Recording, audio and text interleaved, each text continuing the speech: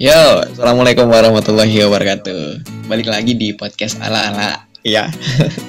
Balik lagi di podcast ala-ala bersama saya Adul. Hari ini di tanggal 31 Juli 2020 pukul 20.40 saya lagi buat podcast ala-ala lagi. Mudah-mudahan kalian terhibur lah ya mengenai konten kita hari ini di podcast ala-ala. Karena hari ini saya mau ngebahas soal tata cara ataupun bagaimana sih pola makan yang baik dan benar. Karena hari ini kan ketepatan itu hari raya Idul Adha ya. Dan pastinya bagi seluruh umat muslim banyak daging tuh. Pastinya bakalan banyak daging di rumahnya. Bukan banyak juga sih, adalah cukup daging yang untuk dimasak ya di rumah ya. Jadi saya mau ngebahas soal bagaimana tata cara makan yang baik dan benar di podcast ala-ala kali ini. Ya semoga aja bisa memberikan informasi dan berbagilah dengan teman-teman yang ada di sini. Bagi kamu yang udah tahu ya silahkan koreksi di podcast ala-ala kita ini. Kalau ada kesalahan koreksi aja. Bagi kamu yang belum tahu atau mungkin tertarik dengan ya cerita-cerita berepotan deh. Cerita-cerita kita di malam hari ini. Stay tune aja dan connect aja sama kita. Jangan lupa di subscribe biar kamu dapat terus connect dengan podcast ala-ala bersama Dul. Oke, terima kasih teman-teman. Nah, di sini kita bakalan lanjut ya ngebahas soal podcast ala-ala kita ini mengenai tata cara makan yang baik dan benar. Dan memang benar sih. Hari ini kan hari Jumat tuh. Pagi tadi sholat Idul Adha. Terus ya banyak lah mungkin yang menyembelih hewan-hewan kurban di masjid-masjid terdekat ya kan di sekitaran kalian. Terus juga sholat Jumat. Nah, mungkin ada yang sebagian dari teman-teman itu di daerahnya pembagian daging kurbannya itu setelah sholat Jumat. Dan kalau daerah saya itu sih sebelum sholat Jumat. Nah, dan setelah daging itu dibagikan, pastinya dimasak dong. Ada aja mungkin yang masaknya jadi sup, ya kan. Ada yang bikin sup, ada yang bikin ya rendang, ada yang bikin satay, ada yang bikin ya huling-kuling mungkin ya. Huling-kuling itu apa ya bahasa Indonesianya? Nggak tahu juga sob. Jadi kalau kalian tahu apa sih bahasa Indonesia dari huling-kuling? Huling-kuling itu ya mungkin bahasa daerah sini juga sih, nggak tahu pastinya ya. Kalian buat aja di kolom komentar ya bagi teman-teman yang tahu. Oh ya ini mungkin buat Kak Sari nih, Kak Sari Minarti atau Bang David Chandra yang suka makan. Bagi kalian yang suka makan, Kak, apa sih bahasa Indonesia dari huling-kuling? Apa sih Bang bahasa Indonesia dari huling-kuling itu apa? Karena kebetulan juga kan ya banyak di sini ya mungkin banyak sih yang dapat daging seperti itu yang diolah kayak gitu kan ya. Oke, saya nggak bakalan banyak bahas soal itu sob ya. Jadi kalau kalian ini teman-teman yang banyak dagingnya di rumah, stay tune aja, enjoy aja dagingnya, jangan dibuang-buangin ya. Dimakan aja, dimasak aja, dimanfaatin lah sebagus mungkin. Karena banyak orang di luar sana yang nggak bisa makan seperti halnya kamu sekarang ini. Oke, di sini saya bakalan lanjut lagi ngebahas bagaimana tata cara ataupun ya prosedur makan yang baik dan benar. Ya kelihatannya sih sederhana sih ya. Kalau makan ya pakai tangan, ya sebagusnya sih pakai tangan sih ya. Ya nggak salah juga sih kalau kalian ada yang makannya pakai sendok, nggak salah juga. Tapi kalau saya berpendapat ya sebisa mungkin kalau kita makan itu ya usahakanlah menggunakan tangan kita gitu. Ya kenapa sih kita harus menggunakan tangan kita? Karena kalau kita itu menggunakan tangan akan membantu pembusukan makanan yang kita makan. Jadi makanya itu kalau mama kalau udah masak anaknya ngambil sayuran atau lauk gitulah ya, dimarahin. Kenapa dimarahin? Karena di tangan kita itu ada bakteri.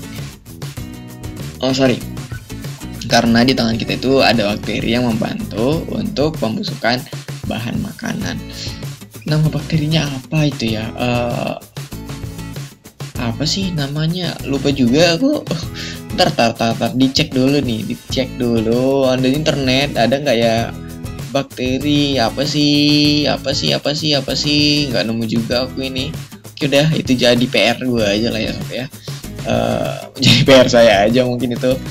Nah itulah yang membantu untuk pembusukan makanan ada di tangan kita gitu. Jadi kalau kita itu makannya sebagusnya menggunakan tangan. Kalau sunnahnya sih bagi umat muslim ya menggunakan 3 jari gitu kan ya. Ya bagi kamu yang mau coba, yang mau apa silain aja gitu ya. Kalau mau makan juga teman-teman ya pastikan kalau kamu itu mau makan ya sebelum lapar lah. Dan berhentilah sebelum kenyang-kenyang amat. Jadi kenapa sih kita harus makan itu sebelum lapar? Ya biar nggak keroncongan lah. Dan kenapa kita harus berhenti sebelum kenyang? Ya biar kita ini, kalau kata ibu-ibunya saya, biar jangan butong jinak. Ya kan, biar kita masih bisa beraktivitas dengan bagus lagi, dengan baik setelah makan. Jadi jangan makannya itu dengan pola yang tidak baik dan tidak tepat, ya kan ya. Jadi kalau kita itu makan, ya gunakanlah pola dan porsi makan yang baik dan tepat. Nah, menurut Profesor Dr. Abdul Basit Muhammad Asy-Syaid, pakar kedokteran dan biofisika, mengatakan bagaimana Nabi mengatur program makan sehingga kesehatan tubuh tetap terjaga. Nah, ini ada nih dari Profesor Dr. Abdul Basit, udah Profesor Dokter lagi nih. Menurut dia, Rasul, sebaiknya kita memakan buah-buahan lebih dulu sebelum makan makanan yang berat. Iya sih, saya setuju juga dengan kalimat ini, karena kemarin saya itu baca buku dari apa itu ya, namanya itu judul bukunya itu Hypnosis Marketing Rothschild.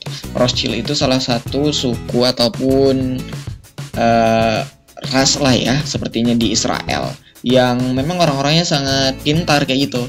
Jadi orang-orang itu lebih mengutamakan makan buah-buahan terlebih dahulu sebelum makan makanan berat. Kenapa harus makan makanan buah terlebih dahulu? Untuk membantu kita menyerap nutrisi dari buah itu terlebih dahulu. Dan kalau kita itu mau makan buah terlebih dahulu sebelum makan makanan berat, membuat kita lebih fresh lagi. Kebalikannya berbeda sih dengan saya di kota Padang Sidimpuan. Kalau di sini biasanya orang makan makanan berat dulu, baru makan makanan buah. Dan hasilnya kalau kita makanan berat dulu baru buah, itu bakalan jadi ngantuk. Nah, kalau untuk opsi yang ini mungkin saya butuh koreksinya dari Om Danang Avianto ya, bersama dokcannya. Bersama dokter-dokter cantik. Om, mohon Om dikoreksi apakah benar hal yang saya baca atau enggak nih. Ya, itu dia sih. Jadi menurut dia, Rasul itu sebaiknya kita makan dengan buah terlebih dahulu, terus dengan makanan utamanya. Selanjutnya itu makan dengan menggunakan 3 jari. Menggunakan 3 jari, bukan makan 3 jari ya. Kalau makan 3 jari itu jangan. Tapi makanlah menggunakan dengan 3 jari. Dan makannya itu juga caranya harus duduk dalam posisi tegak sambil mengunyah makanan secara perlahan. Duduk dalam posisi tegak ini ya duduk bersila lah. Sebagusnya kita duduk bersila kayak gitu. Gak duduk di kursi juga sih. Sebagusnya duduk bersila gitulah ya. Atau ambil posisi biar badannya tegak kayak gitulah di sini. Rasul melarang kita itu bersikap rakus dan berlebihan, karena hal-hal yang rakus itu ya dekat dengan setan kan ya. Makan sambil berbincang-bincang juga ya nggak terlalu disuka sama Rasul sih sebenarnya. Sebaiknya melakukan kegiatan ringan setelah makan dan tidak langsung tidur. Of course, pastinya kalau kamu itu yang suka makan dan langsung tidur, nggak tahu deh badan kamu kayak mana. Apalagi kalau kamu yang suka olahraga, pastiin jangan lah ya sob ya, yang suka olahraga gitu jangan makan langsung tidur ya, nggak ada effort buat kamu gitu lah ya. Nah, sebab Rasul melarang dengan keras kebiasaan tidur setelah makan, karena itu mendatangkan potensi untuk datangnya berbagai macam penyakit. Selain itu, Rasul juga memperingatkan kita untuk mengkonsumsi makanan yang memperingatkan kita untuk tidak mengkonsumsi makan yang terlalu panas dan minum yang terlalu dingin. Jadi ya saya juga sih setuju dengan ini ya, karena kemarin saya baca buku juga, di situ dibilangin atau dikatain kalau kita makan dengan kondisi nasi ya, ini nasi ya, nasi yang masih hangat itu kadar glukosanya masih tinggi. Jadi tubuh kita itu kan kalau terlalu banyak glukosa juga nggak bagus juga sih ya. Makanya kalau saya pribadi kalau makan sekarang itu ambil nasinya kalau masih hangat didingin bentar dulu kan. Dan saya juga memang secara pribadi tidak terlalu suka dengan minum es. Tidak terlalu suka ya, bukan berarti tidak pernah sih, tapi nggak sering-sering amal lah ya. Beberapa kali aja, jarang-jarang aja minum es sih kalau saya. Jadi kalau berdasarkan informasi ini sob, jadi kalau kamu itu mau makan jangan yang terlalu panas dan minum jangan yang terlalu dingin.